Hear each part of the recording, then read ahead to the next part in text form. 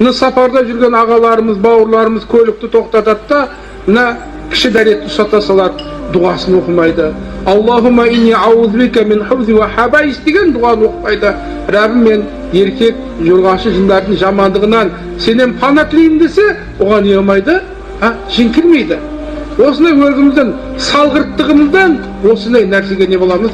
Душар боламыз. Жын тиеді қай кезде дейді, адам қатты қуанғанда, қатты қайғырғанда, қатты қорыққанда, және де қатты нәпсіге беріліп кеткен кезде жын кіріп алады дейді. Оның белгілері ұйықтап жатқанда түс көреді, ауада ұшып жүреді, тамбастан құлап жатады, қара ит, қара мысық, қара жыланды көп көреді. Осындай түстегі болған нәрсесі. Ояу кезіндегі бір сөзін бітірмей екінші сөзді бастап кетеді.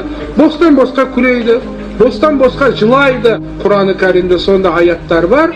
Оны жақсылап оқыса, ол адам не болып кетеді?